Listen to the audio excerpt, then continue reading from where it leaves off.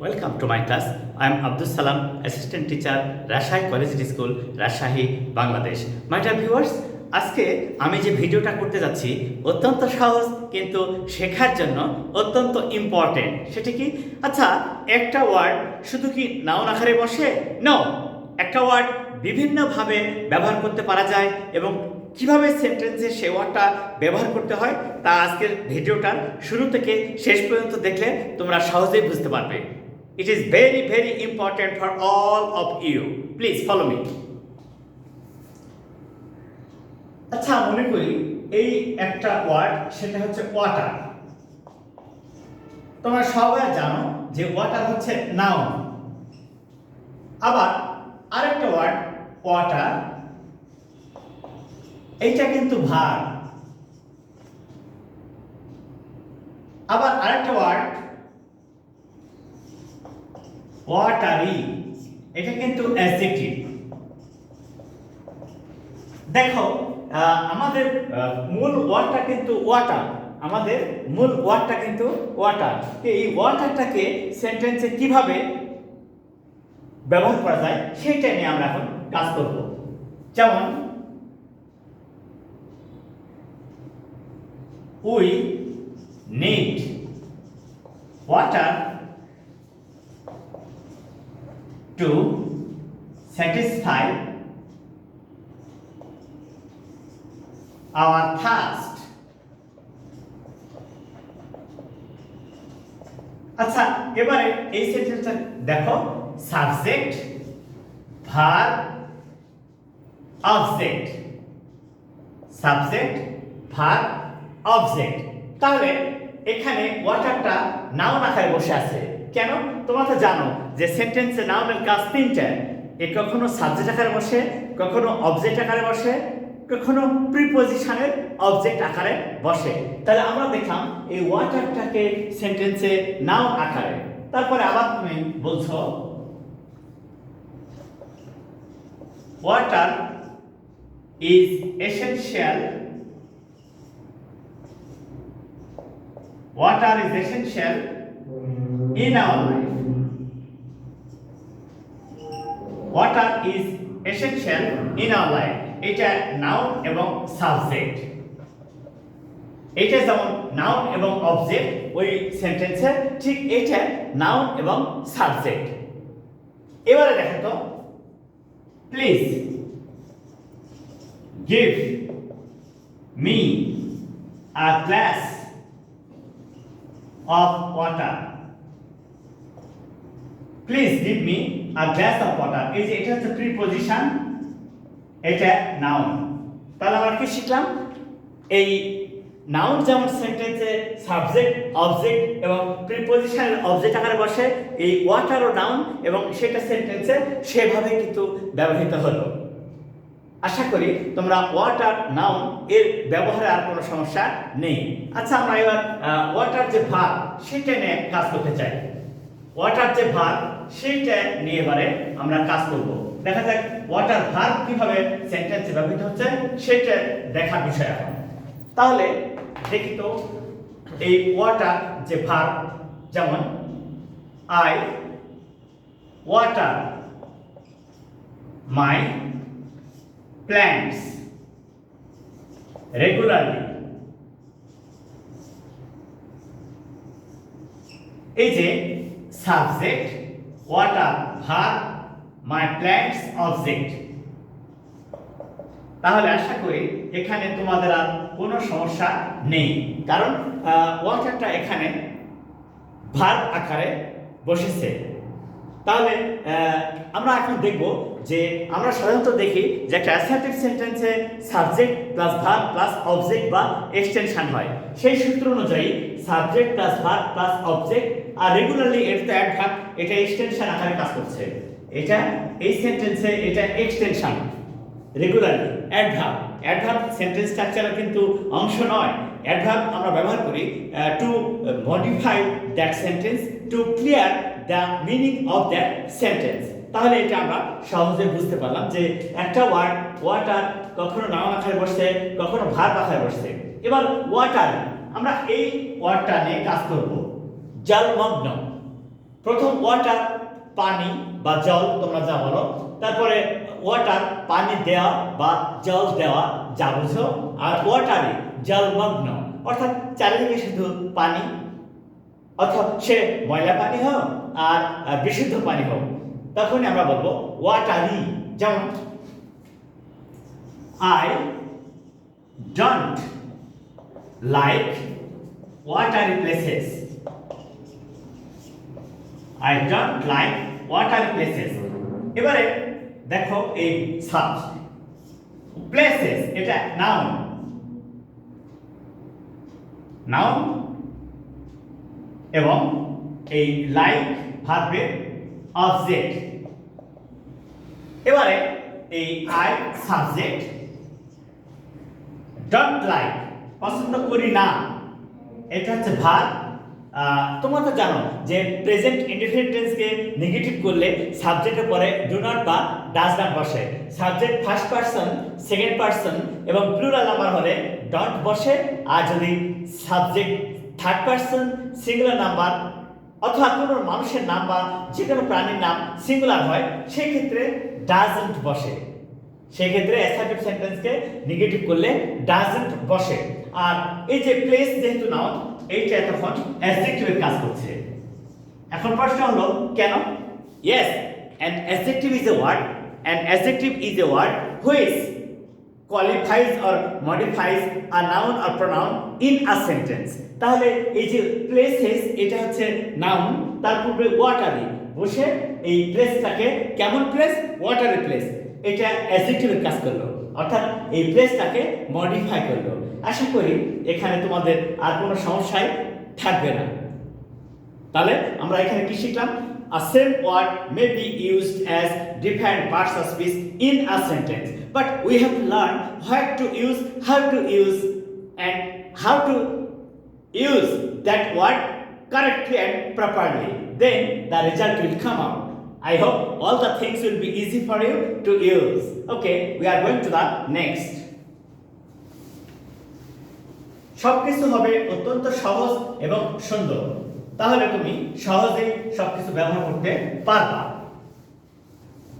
আমাদের চেতনা থাকবে আমরা সহজে শিখছি এই কথাটা বারবার, কিন্তু যা শিখছি সেটা পারফেক্টলি শিখতে চাই, একদম সঠিকভাবে, যেন তোমার ওই ওয়ার্ডটা ব্যবহার করতে আর কোনো সমস্যা না হয়। এবার দেখো তো, কম্পেয়ার, এই একটা ওয়ার্ড, কম্পেয়ার তুলনা করা।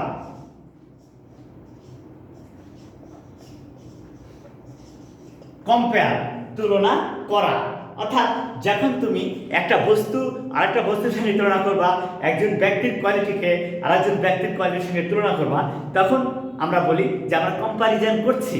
তাহলে এই যে কম্পেয়ার, এটা হচ্ছে ভার্ব। কম্পেয়ার তুলনা করা, এটা হচ্ছে ভার্ব। এবারে উদাহরণটা দেখো তো,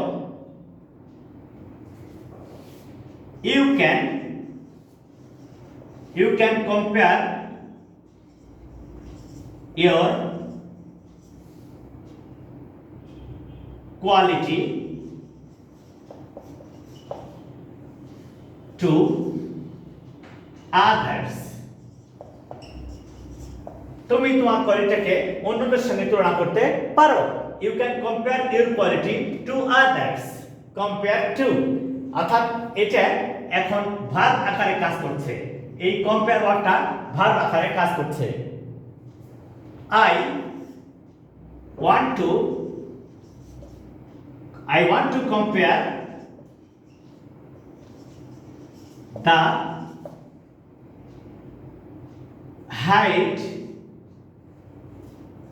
to compare the height of you and me।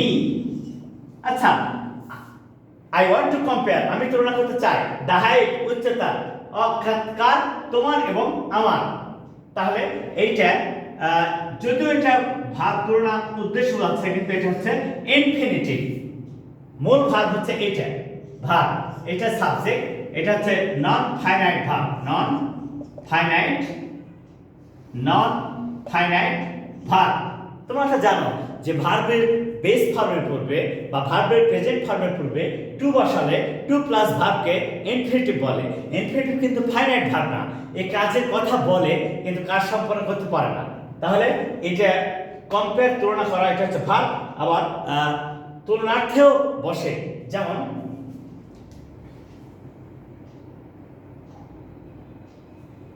they can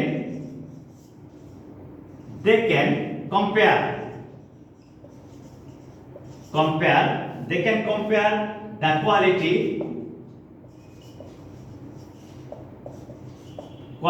of two things. তারা দুইটা বস্তুর মধ্যে তুলনা করতে পারে। কিসে? কোয়ালিটি। তারা দুইটা বস্তুর গুণাগুণের মধ্যে তুলনা করতে পারে। আশা করি এখানে তোমাদের আর কোনো সমস্যা নেই এবং কম্পেয়ার ওয়ার্ডটা যে ভার্ব আকারে ব্যবহার করা যায় সেটা তোমরা শিখে গেলাম। এবারে দেখো কম্প্যারিজন। এই ওয়ার্ডটারই নাউন ফর্ম হচ্ছে কম্প্যারিজন।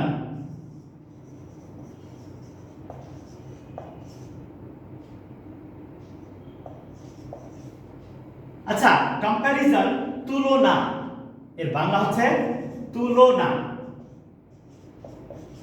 এইটা কিন্তু নাউন, তুলনা।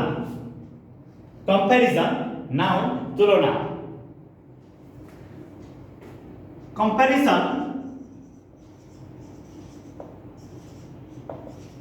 must be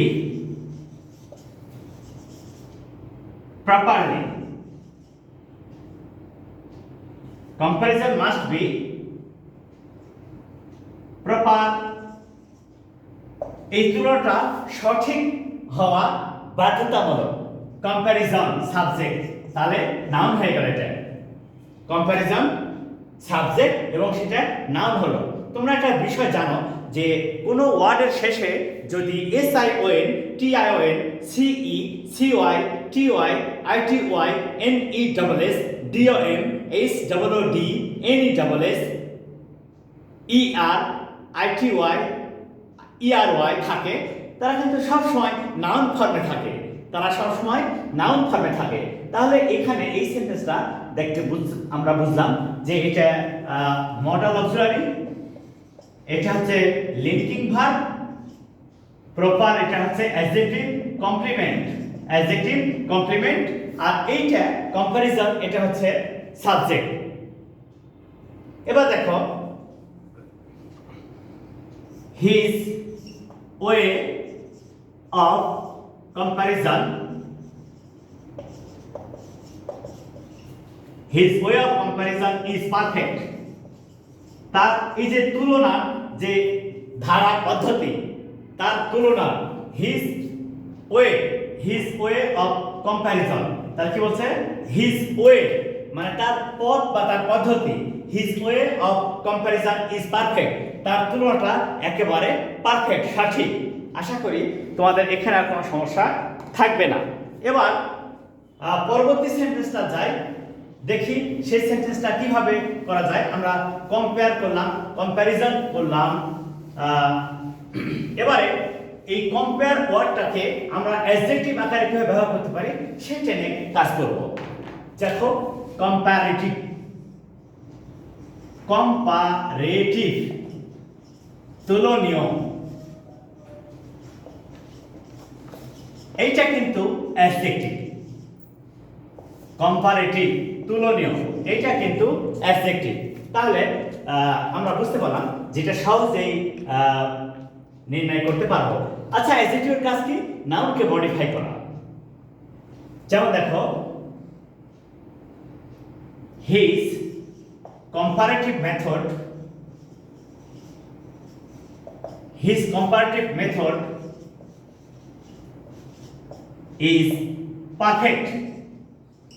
তার যে তুলনার যে পদ্ধতি, his comparative method is perfect, এই যে এটা অ্যাডজেক্টিভ হয়ে গেল। কেন? এই যে মেথড হচ্ছে নাউন, his এটাও অ্যাডজেক্টিভের কাজ করছে, এটা পজেসিভ অ্যাডজেক্টিভ, আর এই সমস্তটা মিলে হচ্ছে সাবজেক্ট। সাবজেক্ট তাহলে, আর এটা হচ্ছে ভার্ব, এটা বি ভার্ব, পারফেক্ট এটা হচ্ছে অ্যাডজেক্টিভ, কমপ্লিমেন্ট, অ্যাডজেক্টিভ কমপ্লিমেন্ট। তাহলে এইভাবে তোমরা সহজেই এই ওয়ার্ডটাকে চেঞ্জ করে ব্যবহার করতে পারবে। এরপরের যে ওয়ার্ডটা আমরা দেখব সেটা অ্যাডভার্ব, কম্পারেটিভলি।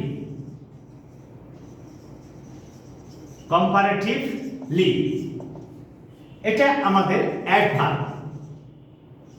দেখো কত সহজে একটা ওয়ার্ডকে ডিফারেন্ট পার্টস অফ স্পিচ আকারে ব্যবহার করতে পারা যায় কম্পারেটিভলি। যেমন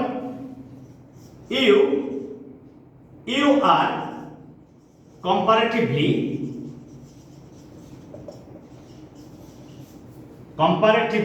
better than Rafiq, better than Rafiq। তুমি তুলনামূলকভাবে রফিকের চেয়ে ভালো। You are comparatively better than Rafiq, তুমি রফিকের চেয়ে ভালো। তাহলে এখানে সাবজেক্ট, এই যে বি ভার্ব, এটা অ্যাডভার্ব, অ্যাডজেক্টিভ, নাউন।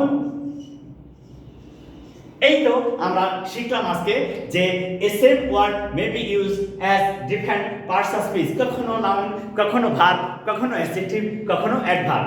একদম সহজ কথা, যে কোনো অ্যাডজেক্টিভের সাথে এলো অ্যাডজেক্ট করলে কিন্তু অ্যাডভার্ব হয়ে যায়। So now you can easily understand how to use a word in a different way. So my dear viewers, follow this video from the beginning to the end and try to learn how to use a word in different parts of speech. So please share my channel link to your friends and relatives because they may be benefited by you. Assalamu alaikum.